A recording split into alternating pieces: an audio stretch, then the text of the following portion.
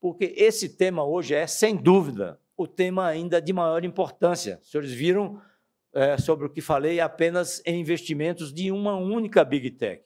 Juntemos todas elas, os senhores imaginem o quanto está sendo investido no mundo, quantos trabalhos são gerados a cada noite nessa área. É algo que não me deixa, e não tenho dormido mesmo, buscando não ficar muito atrás, a reboque do que vem acontecendo no mundo, porque tem que ser uma dedicação permanente, de todos os dias, de todas as noites. Então, diante de tais desafios, é preciso que tenhamos a coragem de trilhar, então, os novos caminhos que se apresentam agora, inclusive aqueles que possam, a um primeiro olhar, então, parecer muito mais incertos ou difíceis. Mas na ciência, quem vem da bancada como eu venho, sabe que esse tem que ser o nosso dia a dia.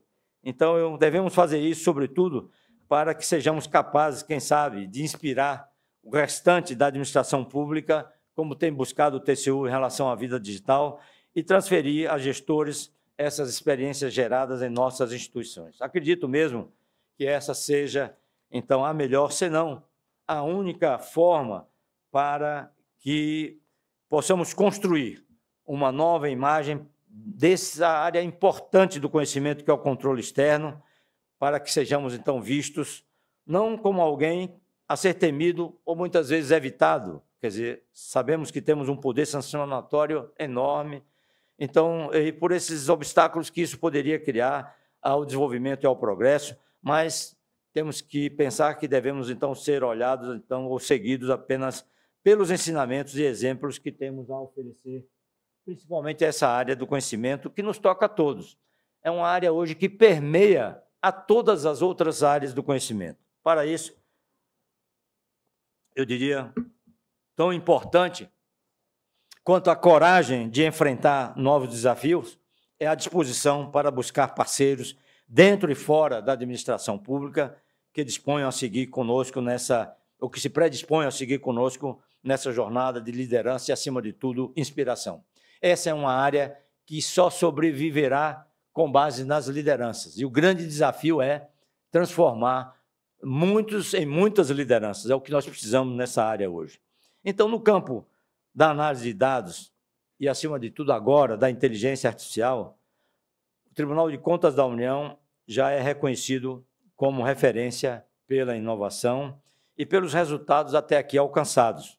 Precisamos fazer muito mais, mas essa área da ciência avança a uma velocidade realmente incrível e não podemos, então, nos acomodar jamais. Vejam, senhores, que, nesse sentido, vale lembrar que iniciamos agora, em 2015, a construção de uma plataforma para, e aqui vou me fazer acompanhar de alguns slides, para viabilizar auditorias preditivas e contínuas. Está faltando hoje aqui conosco, nessa discussão, nesse debate, para, quem sabe, trazer possibilidade de ampliação da nossa cooperação interinstitucional. Dr. Gledson Pompeu, muito amigo do Dr. Quintino, que pode também continuar nos ajudando. Então, nós desenvolvemos algoritmos capazes de detectar indícios de irregularidades ou de apoiar o trabalho de análise, então, e instrução de processo. Essa é apenas uma parte do jogo. Desde então, por exemplo, as fiscalizações contínuas, isso, os senhores sabem muito bem que até muito pouco tempo atrás isso não existia na área pública. Então, desde então, as fiscalizações contínuas de folhas de pagamento da esfera federal, de benefícios previdenciários, de contratações de TI, já promoveram, então, uma economia enorme de recursos orçamentários da ordem de bilhões de reais, além de impactos positivos em termos da melhoria e eficiência da gestão e da eficácia das nossas políticas públicas. Porém, como sabemos, o campo de jogo se alterou de forma radical em novembro de 2022, quando o mundo conheceu e se encantou com o ChatGPT e o potencial da inteligência artificial generativa. Fizemos 2 cursos ultimamente no Vale do Silício sobre essa matéria, um em Berkeley e outro em Stanford. Até então, inexplorado fora dos laboratórios do Vale do Silício e de alguns centros de excelência em outros locais. Em pouco tempo, ficou claro que as pessoas e organizações que soubessem aproveitar essa nova onda poderiam, então, alcançar resultados muitas vezes superiores e a tudo aquilo que era possível realizar até então com os algoritmos tradicionais de aprendizagem de máquina, ou seja, subimos muito de patamar. Lembro aqui que já os prêmios Nobel que foram concedidos agora lá na Suécia, eles todos trazem um vínculo estreito com essa nova área do conhecimento e da informação. Então, nada mais do que isso para provar melhor o que tenho dito, que há uma interação permanente. Essa área permeia tudo e a todos. Imaginem agora a genética, a química, a bioquímica, a física, sendo agora desenvolvidas com o apoio da inteligência artificial. Então, essa é uma fase importante do conhecimento e, graças a essa expertise acumulada até aqui no uso da inteligência artificial, fomos capazes de reagir rapidamente e iniciar, então, o uso dessa nova tecnologia de forma experimental, porém segura, dentro do TCU, com a criação do chat TCU. Além disso, sob a liderança visionária dos dirigentes envolvidos com o tema, criamos um núcleo especializado na nova tecnologia, a fim de dar a velocidade necessária ao desenvolvimento dessa e de outras ferramentas.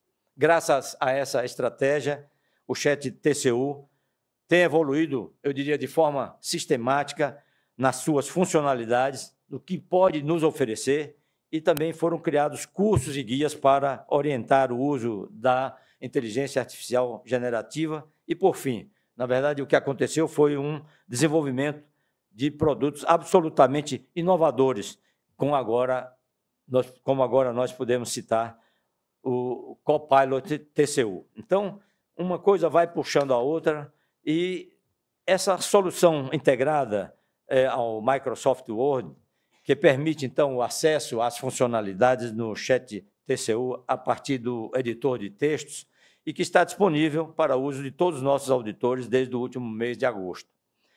Tudo que temos procurado fazer, pensamos sempre que pode ser uma tecnologia customizável, que ela pode ser também transformada naquilo que mais nós queremos, compartilhada ou, muitas vezes, como tem ocorrido aqui com o Tribunal de Contas do Estado do Rio de Janeiro, co-compartilhada. Com isso, fomos capazes de colocar a inteligência artificial ao alcance de um clique naquela que é a principal ferramenta de trabalho dos nossos auditores. Então, vejam que temos que passar da teoria à prática. De igual modo, registro que o TCU desenvolveu um guia para orientar os auditores sobre as oportunidades para a otimização de processos de trabalho com a inteligência artificial, principalmente com a inteligência artificial generativa, assim como em relação aos aspectos fundamentais da ética e transparência nesse uso. Então, mais uma vez, estamos aqui nos aproximando, tangenciando o foco do trabalho de vocês nesse evento tão importante.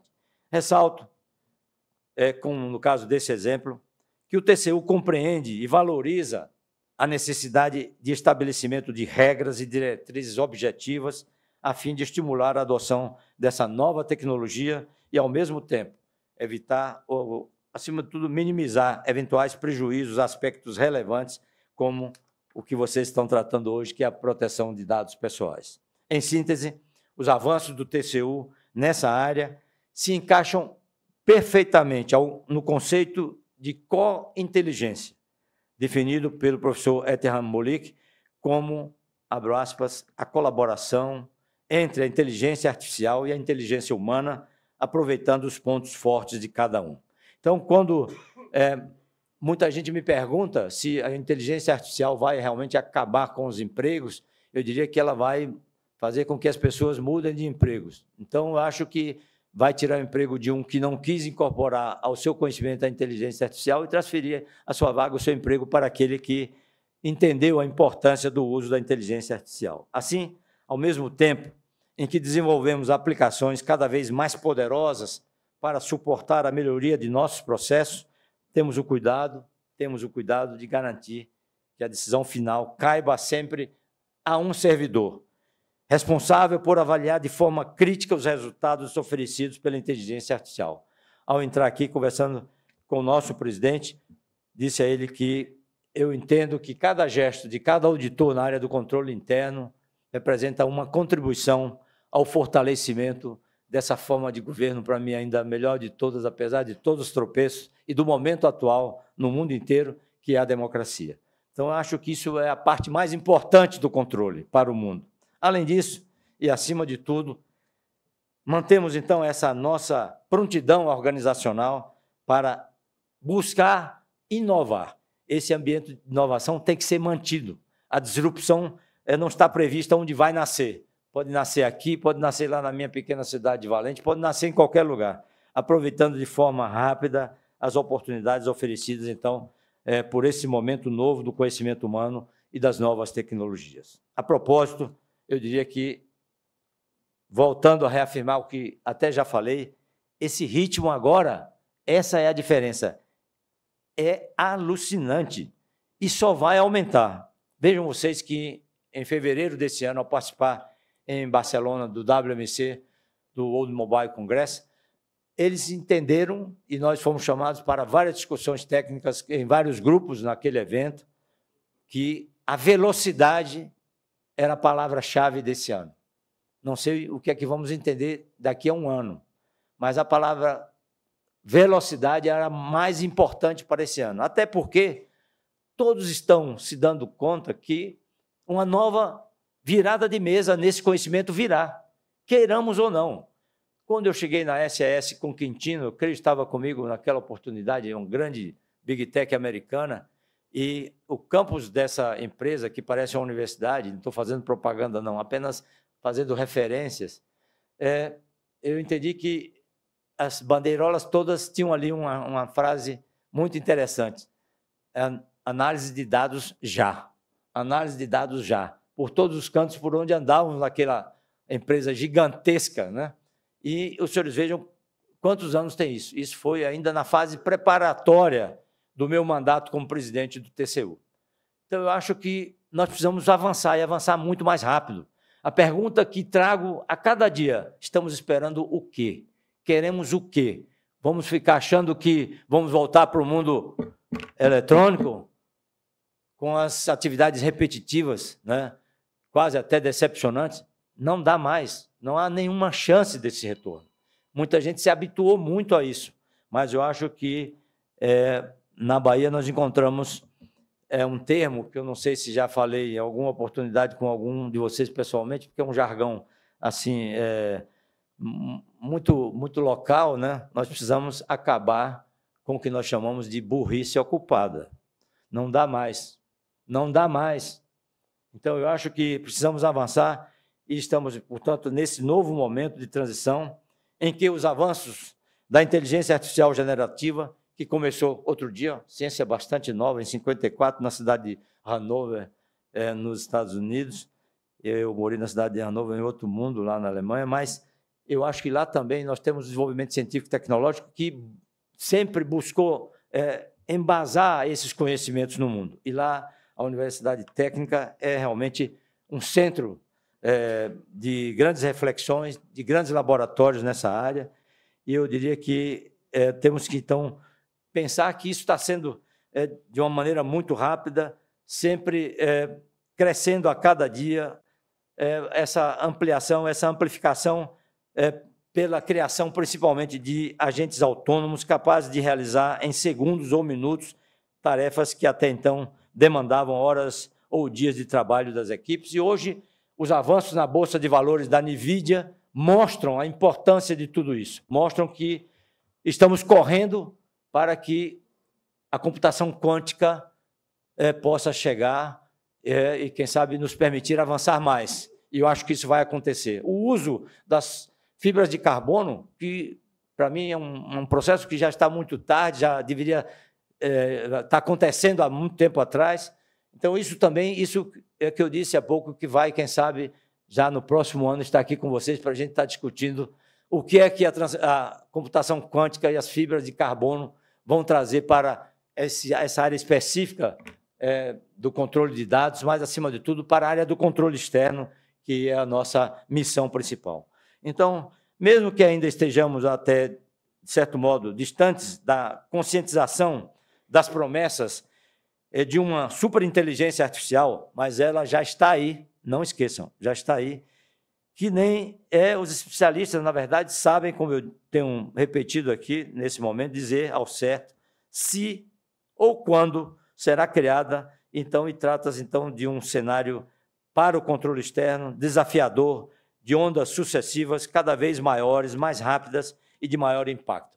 Eu estou prevendo que esse momento chegará muito mais rapidamente do que estava sendo pensado há um ano atrás, até por tudo que está acontecendo, e os investimentos que estão sendo feitos a cada dia, nunca houve área nenhuma outra do conhecimento científico em que, num determinado momento do desenvolvimento da humanidade, pudesse estar acolhendo tantos trabalhos, abrigando tantas pessoas, tantos laboratórios, tantos cientistas como agora. Não há ninguém que escape a essa nova onda. Diante disso, nos cabe, então, eu diria, com muita humildade, apenas uma escolha. Ou remamos com toda a força para que aproveitemos, então, essa maré favorável, ou ficaremos à deriva, torcendo para que uma onda mais forte não torne o nosso trabalho irrelevante, então, e não nos leve, então, para o fundo. Então, é aquela história, não adianta ficar esperando que a maré pegue fogo para a gente comer peixe frito. Para aqueles que veem, então, ou que veem o alerta que acabei de fazer como exagerado, compartilho aqui a opinião de um dos maiores especialistas mundiais no assunto, responsável pela criação da equipe de pesquisadores de inteligência artificial do Google. Com base, então, no acompanhamento diário que procuro fazer, muitas vezes dormindo muito pouco, sobre as inovações nesse tempo, posso afirmar que a previsão feita por ele em março deste ano já se concretizou.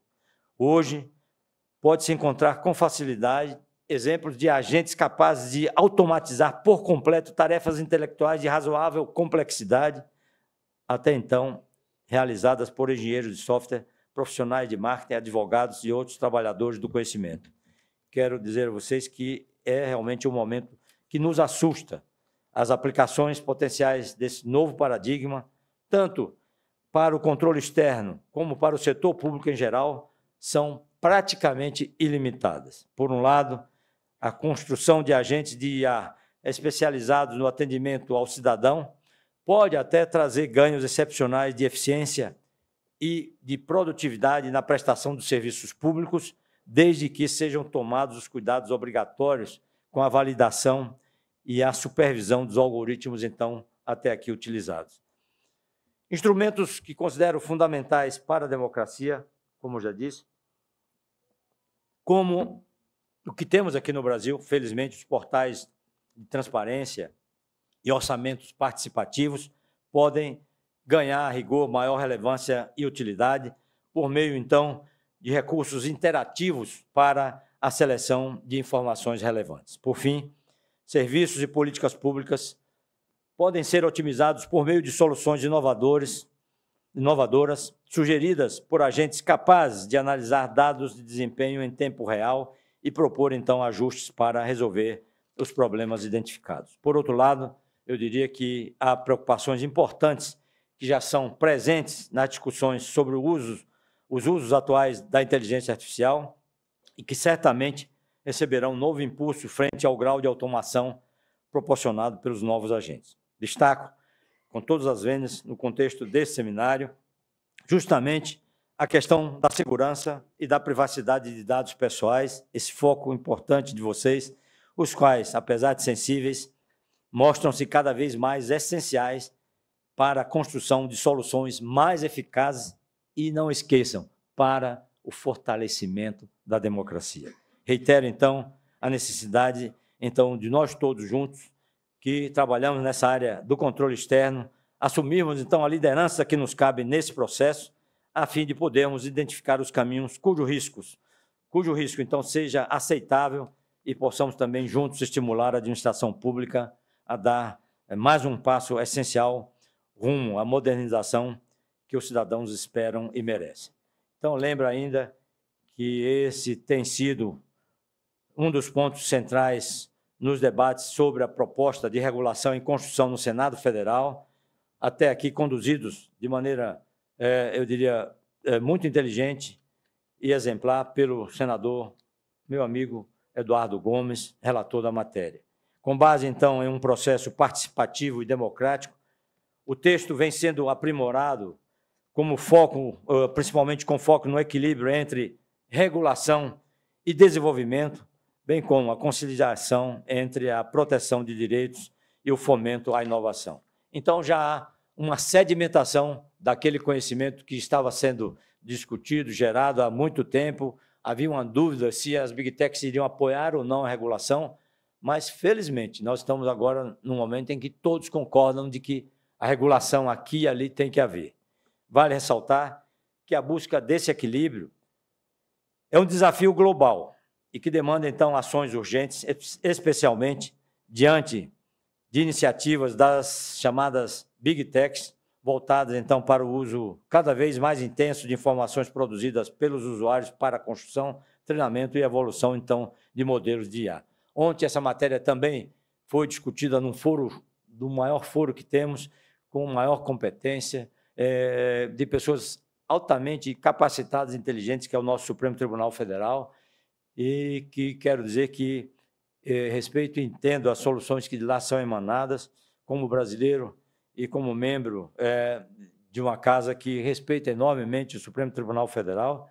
Então, eu espero que possamos também, em determinado momento, nos agregar a esse esforço como instituição, como pessoa, junto ao Congresso Nacional, que eu sei que também é uma casa por onde passei durante 4 mandatos e sei que qualquer projeto que chegue ao Congresso Nacional sairá sempre, ou de qualquer legislativo, como o Marcos tem experiência aqui no Rio de Janeiro, sairá sempre melhorado. Por um lado, não podemos permitir que as gigantes da tecnologia continuem, então, coletando e utilizando esses dados de forma indiscriminada, sem qualquer controle e, muitas vezes, sem que os usuários sequer sejam comunicados sobre tais usos para que possam optar de forma consciente por conceder ou não as permissões necessárias. E, por outro lado, precisamos também encontrar mecanismos que viabilizem os controles necessários, sem que isso implique em barreiras à construção e oferta de soluções tecnológicas que coloquem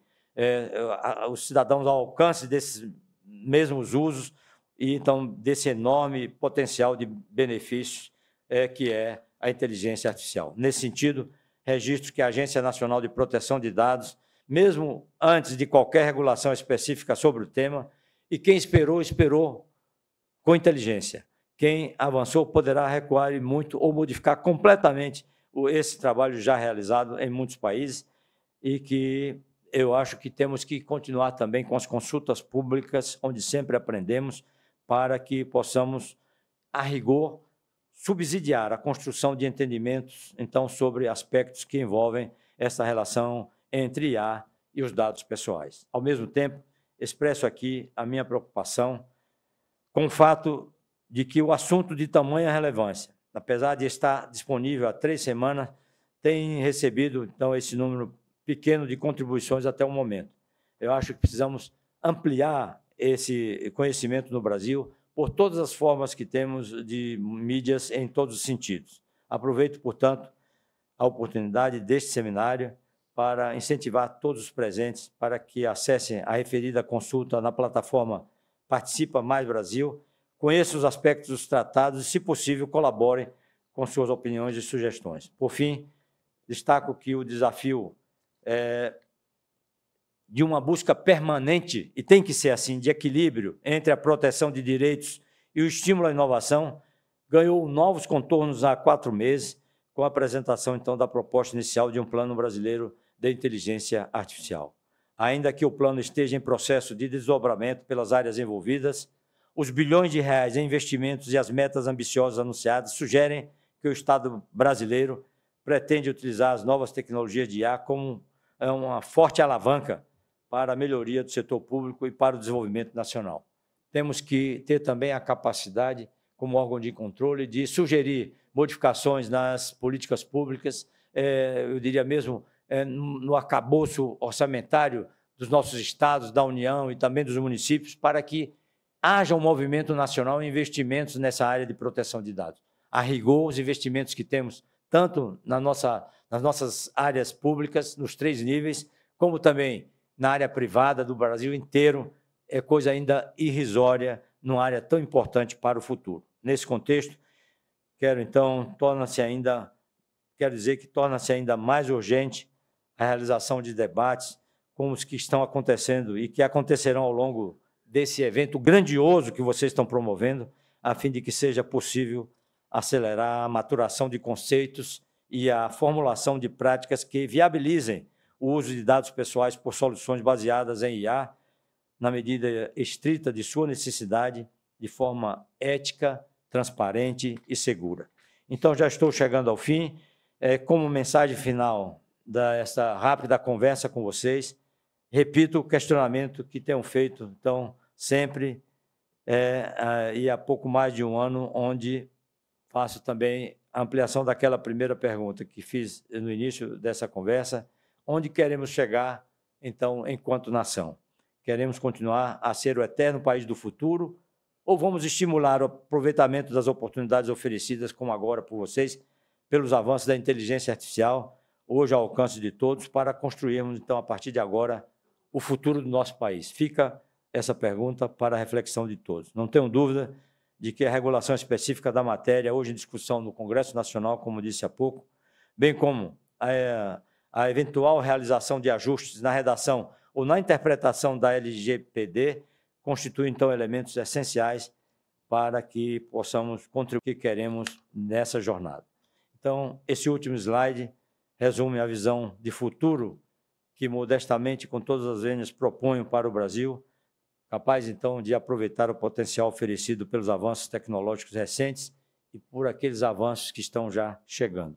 A meu ver, essa condição requer governos e empresas que sejam capazes de utilizar a inteligência artificial e outras tecnologias exponenciais, não apenas para reduzir a burocracia, ou a burocracia, como dizem vocês, otimizar processos de trabalho ou implantar serviços mais ágeis e de melhor qualidade. Sobretudo, construir um Brasil 100% digital, eu diria, com essa experiência de mais de 10 anos, que implica usar a tecnologia para reduzir as desigualdades que ainda perduram em nosso país e promover o crescimento econômico sustentável em benefício de todos os cidadãos e, no caso do Brasil, com a eliminação, talvez, ou pelo menos com a diminuição das tristes desigualdades regionais que ainda temos.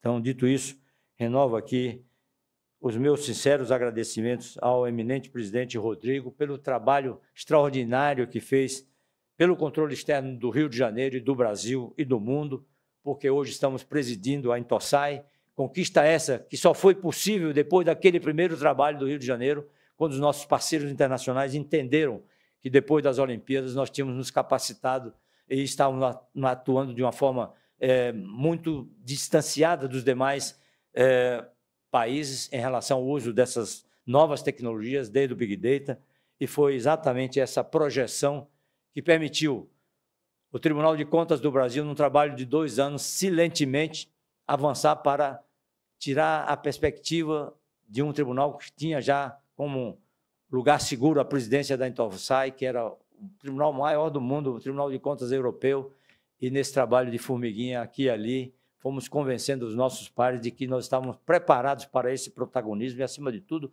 para dar essas novas contribuições à nossa organização maior, de onde vocês sabem que emanam todas as normas para a nossa atuação, que é a Intosai. Portanto, em 2015, conseguimos devolver aquele 7-1 de Belo Horizonte por 15-3 lá em Dubai, e o Brasil, então, passou a ser, então, o novo presidente da Intosai, que estamos ocupando agora. Teremos mais um ano no próximo ano, são 3 anos, depois de 6 anos de preparação. Então, eu quero dizer a vocês que, para mim, foi uma honra muito grande em poder conduzir o meu país a esse patamar como presidente do Tribunal de Contas da União. Então, dito isso, renovo, então, os meus agradecimentos ao eminente presidente Rodrigo. Quero desejar aqui a todos vocês que possam transformar esse seminário realmente num centro de conversas e discussões que vão contribuir enormemente para os avanços nessa área, e dizer ao doutor Márcio Pacheco que quero desejar a ele, toda a sua nova equipe, pleno êxito nessa tarefa gigantesca que é dirigir uma Casa do Controle Externo que tem contribuído muito para os avanços da democracia do Rio de Janeiro e do Brasil. Muitíssimo obrigado. Foi um prazer, uma honra estar de novo com vocês.